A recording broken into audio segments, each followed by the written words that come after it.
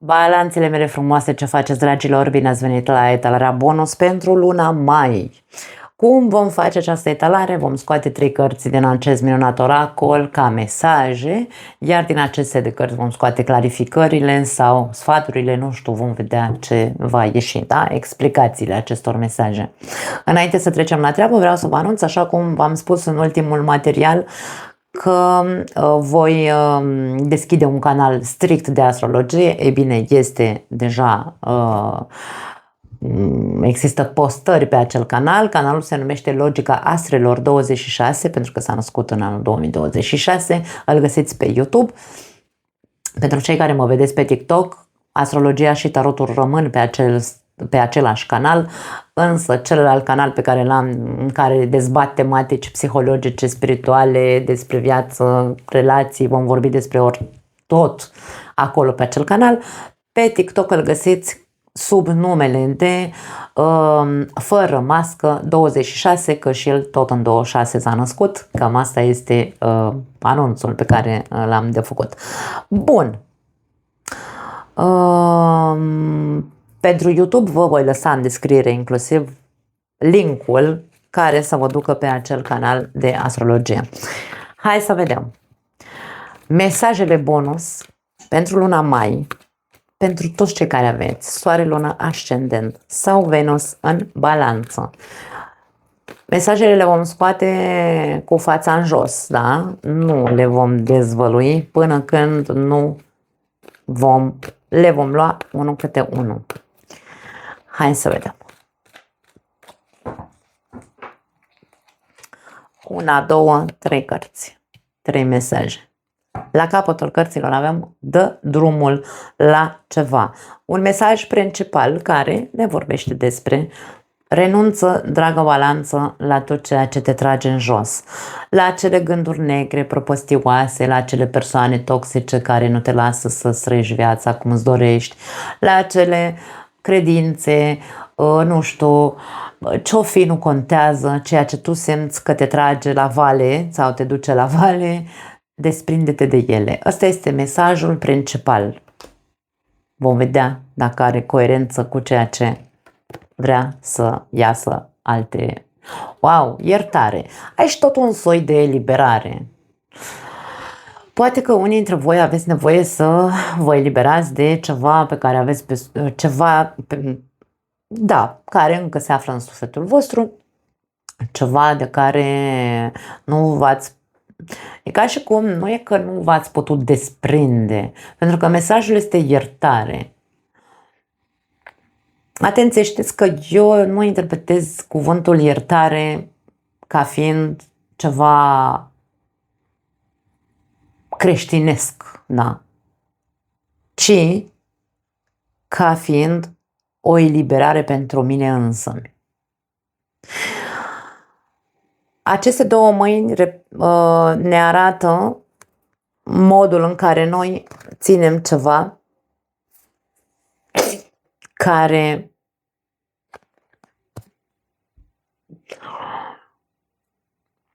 poate pentru noi are o semnificație. Când vorbim despre iertare, ce ținem în mâinile noastre? Păsărica asta de aici reprezintă ceea ce noi ținem în sufletul nostru și nu vrem să eliberăm. Are o semnificație pentru noi. Mi-a făcut rău, ei bine, am ură sau ranchiună sau, nu știu, invidie sau nu contează ce sentiment negativ am. Ideea este că până nu eliberez acel sentiment negativ, eu nu voi putea să urc. Și nu să urc aici, nu trebuie să mă iluminez, nu trebuie să ajung pe scara ierarhică să fiu cel mai tare din parcare, nu. Aici vorbim despre eu a putea să-mi trăiesc viața așa cum vrea mușchiul meu, dacă vreți, da? Însă ce nu mă lasă să trăiesc așa cum vrea mușchiul meu este ceea ce eu păstrez în sufletul meu ca cu acea semnificație de nu te iert pentru că mi-ai făcut X lucru. Da?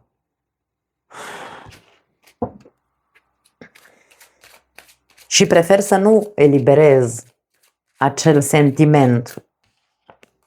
Ia uite. Când ne eliberăm, aici ceva din trecut. Când ne eliberăm de ceea ce există în sufletul nostru și pentru noi are noimă, vom ajunge să ne simțim mai ușori, în primul rând, da? Eliberarea înseamnă respirație ușurată sau ușurare sufletească și înseamnă o altă viziune, înseamnă mai mult optimism, mai multă credință. Aici ca și cum mă eliberez și soarele reprezintă, are în explicația acestei cărți, există cuvântul eliberare, da? Eliberare, vindecare, mă vindec. Când dau drumul acele explicații, acele semnificații, că e ea ură, nu contează, ranchiună și așa mai departe, când dau drumul păsăricii, da? Atunci se face lumină. Unde se face lumină? În trecutul meu, în sufletul meu, în viitorul meu, pentru că încep să văd viața altfel. Mă deschid mai mult, sunt mai încrezătoare și așa mai departe. Și mă duc să mă bucur de viață, îmi trăiesc viața în bucurie. S-a întâmplat miracolul, mă vindec și așa mai departe. Dar, ca să se întâmple miracolul, eu trebuie să învăț să dau drumul. Trebuie să învăț să dau drumul a tot ceea ce, așa cum am spus, mă trage în jos, mă duce la vale. Următorul mesaj, o altă carte de a da drumul. Deci aici, mulți dintre voi vă agățați, dragii mei, de ceva ce s-a întâmplat în trecutul vostru, v-a afectat și v-a lăsat cicatrici. Ok. Însă ce facem? Cât de mult timp mai avem de gând să ne agățăm? Aici avem turnul. Turnul înseamnă, aici vine cu mesajul detașare.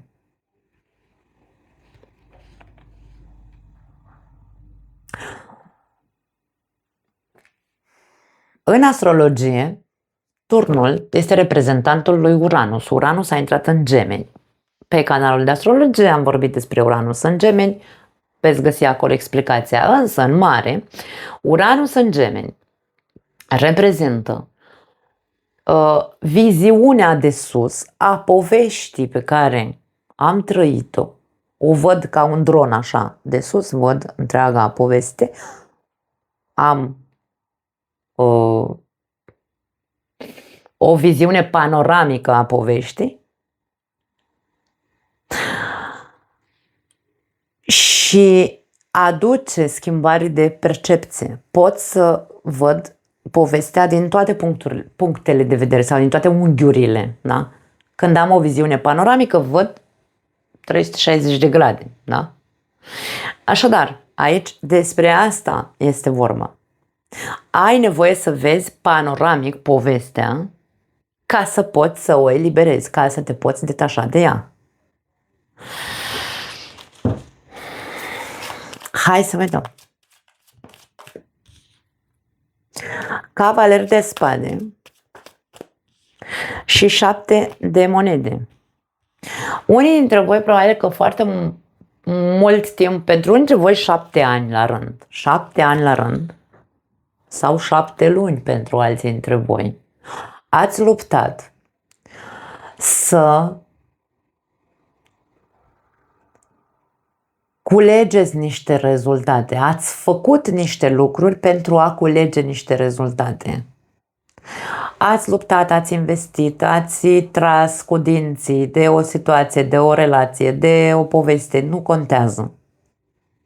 Până când, acum, în acest moment, în prezent, sau poate chiar în luna mai, ceva s-a zdruncinat ca să vă arate că toată lupta pe care voi ați dus-o nu a adus niciun rezultat sau cel puțin nu a adus rezultatele pe care voi vi le doreați. Și aici este vorba despre, ok, sfatul e, dacă căutăm un sfat, că mesajul este desprinde-te, detașează-te, renunță, da? E momentul să vezi că trebuie să renunți la a mai lupta. Sfatul este nu mai lupta, să obții rezultate, cum să zic,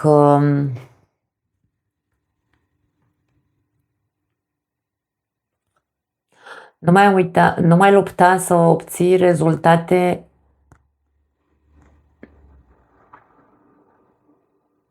rezultatele alea pe care tu ți le dorești.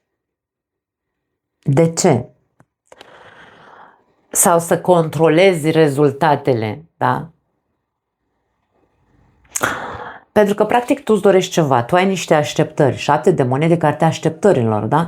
Eu am așteptarea ca, nu știu, bineînțeles, dacă vorbim despre o relație sau despre iubire, am așteptarea, fac tot ce îmi stă în putere mie aici, lupt, o luptă crâncenă, să am parte de cineva în viața mea. Așteptările mele sunt să găsesc pe cineva cu care să fiu fericită, bla bla bla bla bla bla. Dar vreau o persoană așa, vreau o persoană, am o listuță cu ce fel de persoană, da? O aștept. Lupt să fac anumite lucruri ca să obțin acele rezultate. Dar poate ceea ce nu văd este că așteptările mele sunt, nu că sunt iluzorii. Ideea este că dacă eu mă duc la date, de exemplu, în cazul celor singuri, mă duc la date și văd că persoana pe care am cunoscut-o e o persoană așa, de-asta zuzu, da? E o persoană tare în gură, tupeistă, spune niște lucruri așa, cu aciditate, că ăsta e ăla cu limba ascuțită, are, nu știu, văd că este o persoană luptătoare, asta îmi place, sunt anumite lucruri de pe lista mea pe care această persoană le împlinește, dar sunt anumite lucruri pe care le văd și nu-mi plac, da? Când așteptările mele sunt în a fi fericit și întâlnesc o persoană de asta fast and furious, da?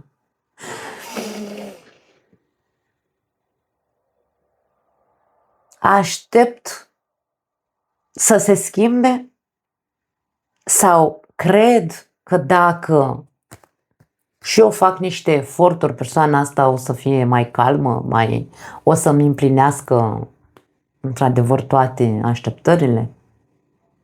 Sau o să-mi împlinească toată listuța aia, da? Că tot aia e. Dar aici e vorba despre asta.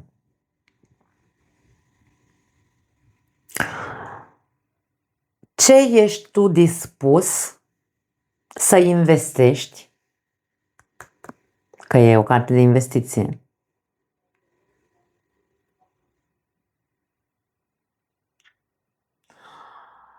La ce altă luptă vrei să te înhami? La ce altă relație vrei să te înhami? Crezând că dacă faci eforturi tu, ți se vor împlini toate visele și așteptările. Turnul este o carte de iluminare, este o carte de... îți arată așa, realitatea, cumva. Vrea să te trezească la realitate. Când întâlnim o persoană de asta fast and furious, nu avem ce așteptări de calmitate sau de altele. Că așa e natura ei, nu ai ce să faci. Trebuie să vezi acest aspect. Ești dispus să lupți în continuare, să păstrezi în viața ta persoana asta care, da, poate Deja ai un dinte împotriva, e ca și cum, băi, am tot stat, am așteptat aici să văd dacă și tu faci, dacă și tu luți, dacă și tu te schimbi, dacă și tu puncte. Mi s-a năruit aici tot ăsta, turnul meu de fildeș și poate cazul să te cam saturi de atâta așteptare și să pui mâna să faci tu ceva. De-aia spun, este despre a te desprinde, învață să te desprinzi de așteptările pe care, ireale probabil, da? Și de renunță la a investi în persoane de-astea care practic le vezi de la început cum sunt. Nu mai investi emoțional în ceea ce nu merită sau în cine nu merită. E momentul să vezi aceste aspecte. Și nu-i prima oară când văd la balanță lucrul ăsta.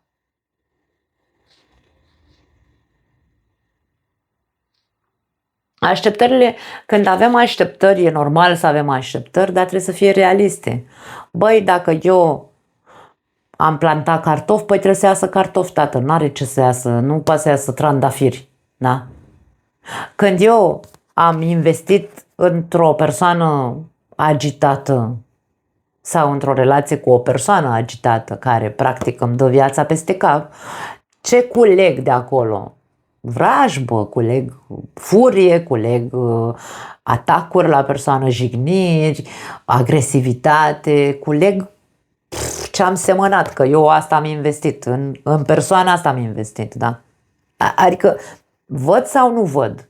Sau poate că eu sunt ăsta violentul și, nu știu, habar n-am. Se poate citi viceversa, da? Mă eliberez de năravuri. Investesc în mine să mă calmez dacă eu sunt agitată.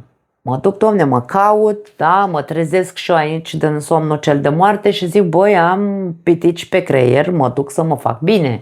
Mă duc la terapie, mă duc la, nu știu, meditații, mă duc să fac, ca să calmez spiritul ăsta de nebun, de războinic în mine, că eu sunt aia agitată, da?